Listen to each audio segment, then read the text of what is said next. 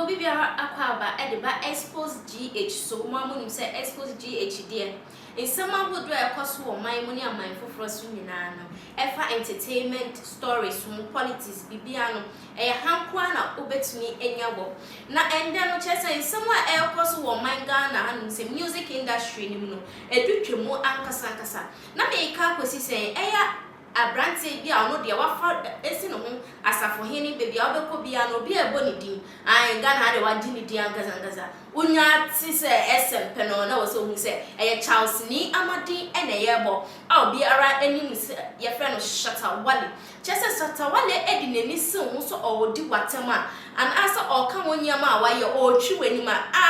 enuanom Edu Trøūble ankasa oji ni jem eji na kumem na chese o so twi wani ma na o twi wani o so ocha wade a na wache wade e wo se even po wa fom kwan bi so na wo se o ka sorry trewa o fa kwan pa bi so na aka sorry e de a trewa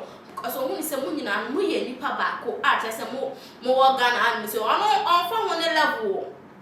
on fa ho ne se e bia wo sika unni sika anasa wo de hu se wo no yo hene chese ono de on fa ho. He is down to earth, obiano po biasa. Na inu mwe ina chese ile binsense mba ye ya Shatta Wale edi na no betu mu odi na no ba betu mu no asa na obehya ase na obekaka ile binsense mu no odi nkrofo bi si ho no kaka kan mu nsem Shatta Wale eka eye ababa wa ye friend no Appiah mu nsem oka ne nsem wie ya nche na odi Shatta Wale so Stone Boy so de etu aso na ebusuafo abra oka eye ababa we ya asem ya friend Appiah mu nsem na chese asema na ekoso omichima ani se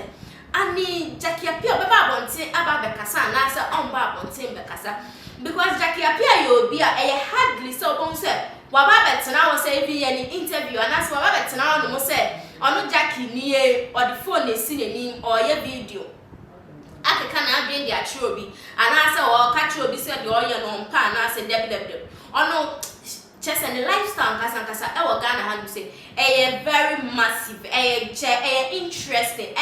perfect can bad do no more industry ni na sa no so ban ti anka ye mo ebusiafo oni se enda me ne wo kasa Jackie wa ba bonti aba ma no reply esa say dia Shatta Wale e kan ya chese ama Jackie aba bonti and all kan ni sem bisi basa ne say Shatta Wale e di Jackie si ho e no kan ni sem bi di trade Jackie also wo Jackie a wona wo ye toto actress esa say toto actress na wo ye no industry ni say movie industry na egu enye music na wo ye movie industry na egu na esa say music movie industry no egu no ntino enye wo Jackie a wona ho o ne be ma dada wo didi ho na chese wo di nyesika eto aduane ti wo no so wo di bitua wo danka wo di bitwa cars fu akra de ku kemu no ho nkranba Eya chekwa on sanso mbo ankrofo enti wo Jackie a wona mpo wo ye toto actress na nam to ma enda me na wo kasa Jackie bu afuje ankasa Jackie abo abonte o se enfa no ho se Ghana fo de na bi mu kaka se ono ne president bi champ na no mfa no ho wa sanso Ghana fo bi sanso kaka se actress bi a chese no ono system no ni mu o cha ono so ba abonte ono so ka se ya Jackie of ohiambo de free Jackie wa Jackie enfi no chese ono so ni sam na enfa ho ni de obi aka etwam ensi o wa ta ponte nya ojegbo etese Jackie sinti wa bre ameno she has had enough of Shatta Wale etiendan wa babonte ka na ade tre Shatta Wale Jackie say Shatta wo me ni hwia me meka chewo na embro mema mra no anyway descendants say because Ghana no say obia say we MP say we hwanya chese we president we musician we hwanya na obedi nsem no wo Ghana ha say IGP ama ati asese mra no wo ye mra no ema mfa ndi ankasa manya mfa mra hye ankasa yesem ntino Jackie sinti Shatta Wale me from court enti bra court na enda no ma kopiem wo court asem ne da ho wo court amene wo ka say na embra asem ne kokko so ne ebisa Shatta Wale Shatta wona wo fra wa wo nua ba e ogina ho wo fa so no yi say o ya hyawo ni ana na Shatta abo anu ka so there be man ka sa asem no na asem ka ya krampo a fame na me pa ma ye nua ba because ye nua ba no say no industry no aka sa maintain di mi hu ni bi o maintain nka 80% nka obi a na dwe ye den e de pa ni nua ba no so nti na me ka sa asem some say Shatta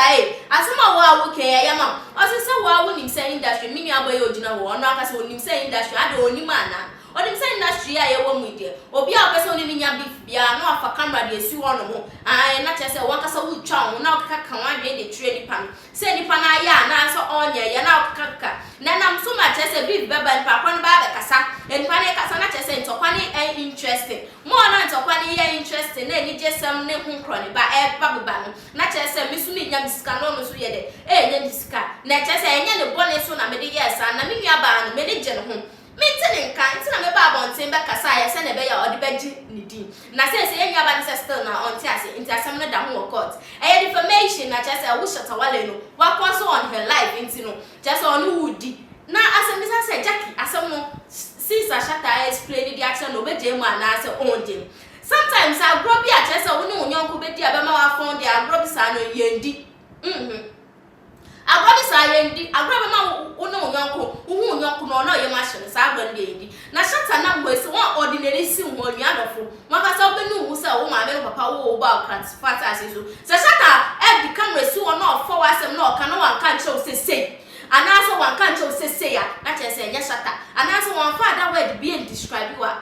na nya Shatta and I'm so much as a baby no do na ka se Shatta de o your principal man o kana adwe no aku ni baby nti no mo penase now him says I beef ya na huma and dem na wo kasa eye mfia Schwarzenegger tornado ne baseball sandro for your mon kasa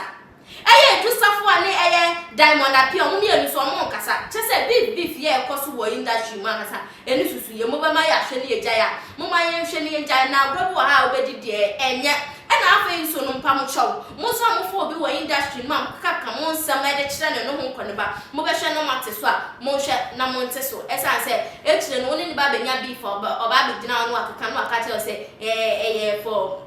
fame and so pese udi trading tin oba kaka sa asem be we kire na obo so o so kill blood and kasa ebusi afọ ha na onye me cha me de me nsam ne besi forward intro e fa sa video we ho eto comment section ho no so kai se Xposed GH de yan kwan ye de na edutwem abring na kai se Xposed GH de ye de edutwem ankasa eto subscribe to our YouTube channel do me bo no oboso se na be ya bibia e beto on na ye kane ya on sabeka like share na comment so esan so kan wo share mo bonti a bo me samra na fra me ohema echa